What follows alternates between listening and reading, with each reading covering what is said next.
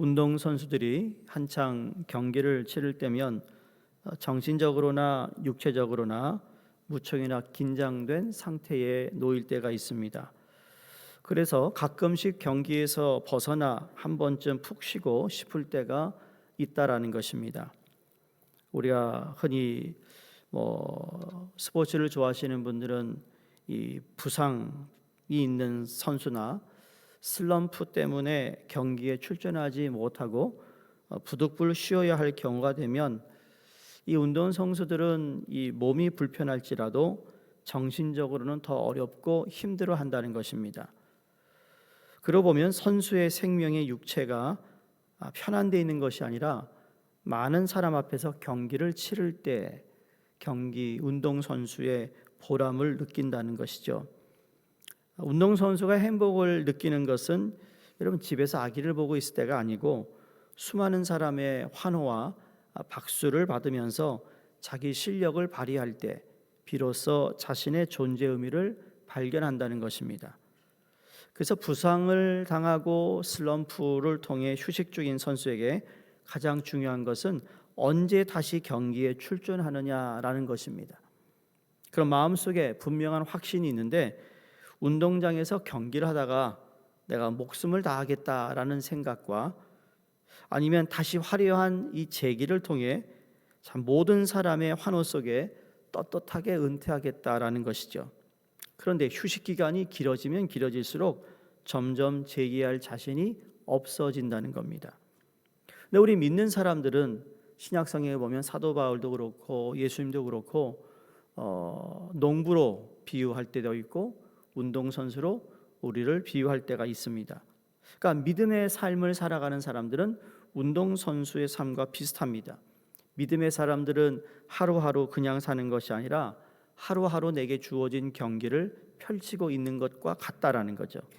그럼 그 경기가 무엇일까요? 아무것도 없는 가운데서 하나님의 신실하심 하나만 믿고 이 세상에서의 위기를 극복하는 것입니다. 이것이 믿음의 사람들이 펼쳐내는 신앙의 경기입니다. 야곱의 생애를 볼 때 가나안에서의 삶과 지금 삼촌이 살고 있는 도망 나온 하란의 삶이 비교되는 것을 우리가 보게 됩니다. 성경은 항상 대조합니다. 비교한다고요. 하나님께서 허락하신 삶과 하나님이 허락하지 않은 삶이 어떤 모습인지를 보여줍니다. 하란에서 야곱이 계속 생각하고 있는 것은 언젠가는 가나안으로 돌아가야 한다는 것을 알고 있었습니다. 지금 여기에서 잘 먹고 잘 살고 있지만 언젠가는 가나안으로 돌아가야 한다는 생각이 늘 그의 머리를 지배하고 있었습니다. 도대체 가나안 땅은 무엇이고 하란 땅은 무엇이길래 이렇게 돌아가야 한다는 것일까? 오늘 본문에도 돌아가라 라는 이 단어가 여러 번 반복되어 나옵니다. 그러니까 물론 가나안은 하나님의 약속의 땅입니다. 여러분, 하나님께서는 야곱의 할아버지 아브라함에게 가나안 땅을 유업으로 주겠다고 약속하셨어요. 그런데 어떤 의미에서 그것 못지않게 중요한 이유가 또 하나 더 있습니다. 그건 가나안은 원래 아브라함의 가족들이 붙잡을 만한 그 무엇 하나 없이 땅 한 점도 갖지 못하고 살았던 것입니다. 그에 비해 아브라함이 하란에 있을 때는 땅이 있었고 동맹한 사람들도 있었고 어려울 때 기댈 수 있는 가족도 있었습니다. 그러나 가나안은 의지할 데가 하나도 없는 빈 땅입니다. 사방이 뻥 뚫려 있어서 숨을 데조차 없는 운동장과 같은 것입니다. 아브라함은 그 맨 땅에서 믿음 하나로 수없는 위기를 뛰어넘습니다. 이게 중요한 거예요. 그래서 아브라함이 믿음으로 그돌라오멜의 연합군을 격파합니다. 믿음으로 아들을 얻었습니다. 믿음으로 그 아들을 하나님께 번제드리겠다고 바쳤습니다. 이것은 평범한 삶이 아니라 이 아브라함에 주어진 경기가 여러분 다른 땅이 아니라 가나안 땅에서 이루어지고 있다는 거죠.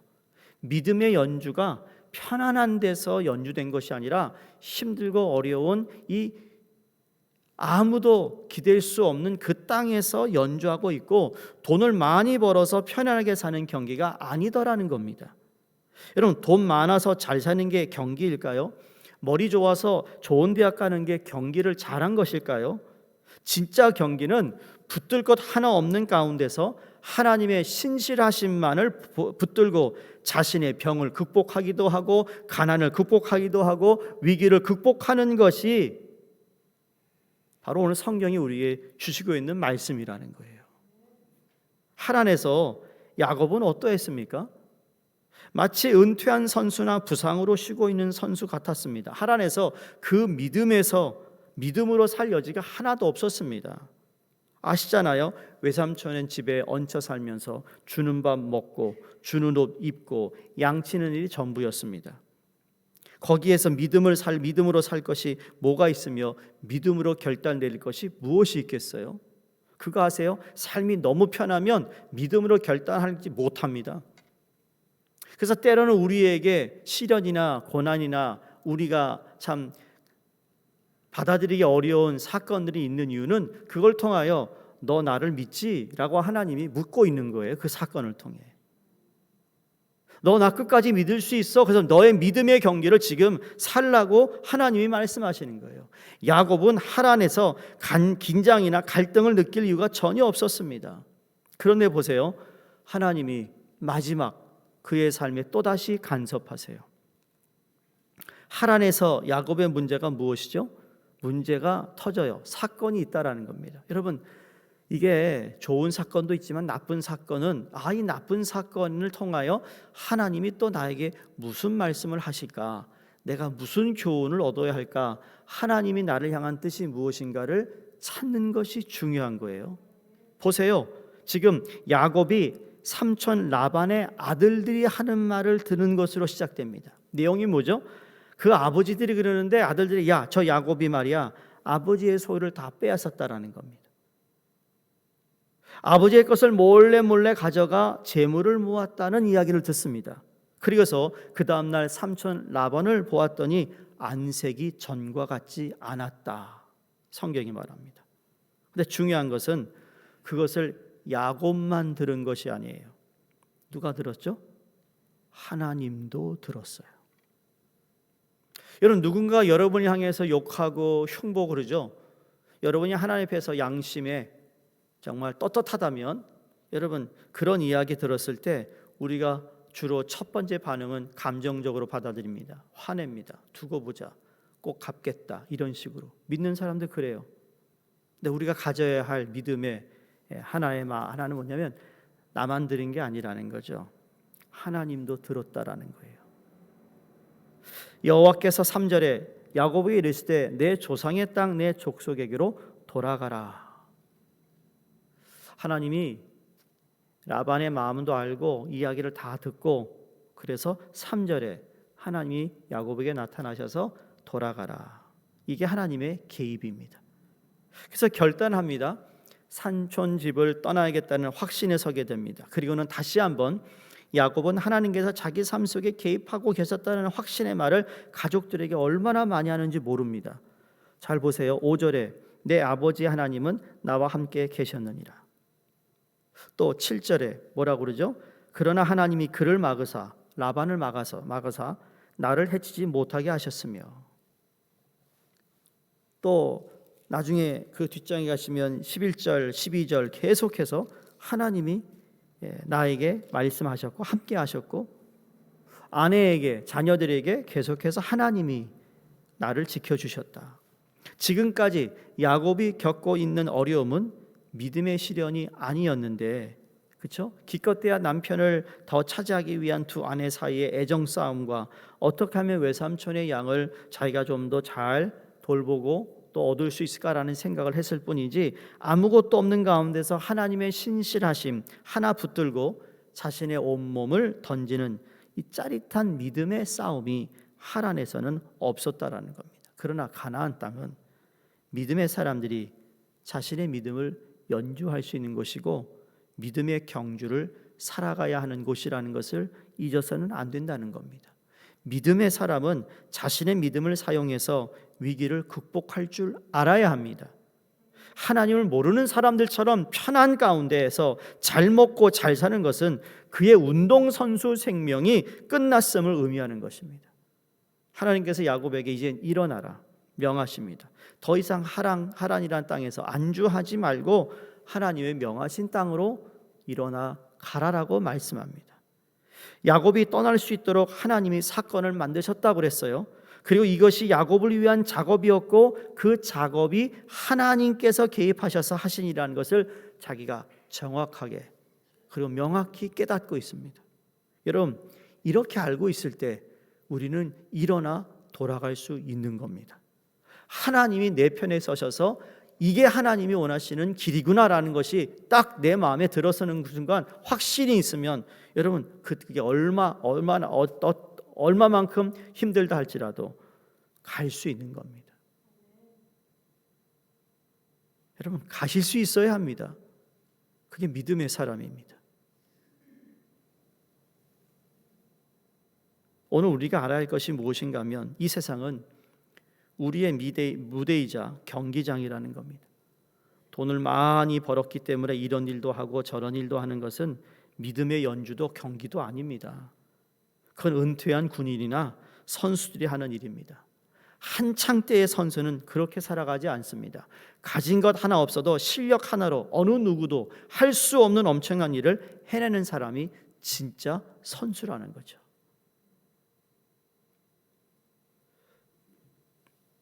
자, 젊은이들에게 그런 얘기합니다. 특히 후배 교육자들에게 40이 될 때까지는 실력을 쌓아라. 40대까지는 실수해도 된다. 40이 되는 순간 실력 발휘를 40대부터 해야 된다. 50대가 넘어가면서 그때는 내가 40대 10년 동안 어떻게 실력을 발휘한 것이 50대에 그때 열매를 맺게 된다.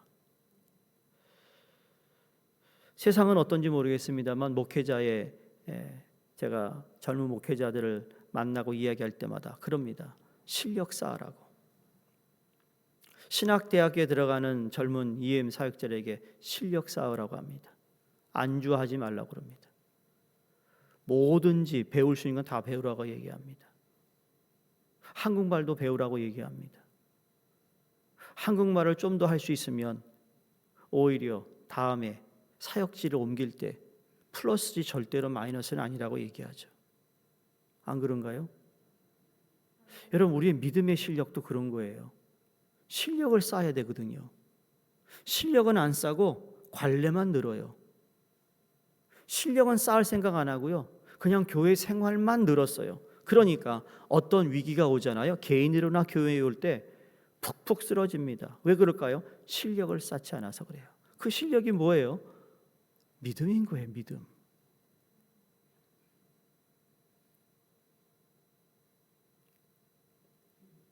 가나안 땅에 12명의 정탐꾼을 보낸 이야기를 잘 아시잖아요. 10명은 우리가 들어가서 안 된다 했고 다른 2명은 여호수아와 갈렙은 그들은 우리의 밥이다 했습니다. 가나안은 밟는 순간 믿음의 경기를 해야 하는 땅이었음을 우리에게 상기시켜 주시는 말씀입니다. 그래서 여호수아가 가나안 땅에 들어가자마자 계속 땅을 점령하는 일을 합니다. 그게 믿음의 경기를 그 하나님이 허락하신 무대에서 하나님이 간섭하시고 주신 약속의 말씀을 가지고 하나씩 가나안 땅을 차지하는 일을 여호수아를 통해 합니다.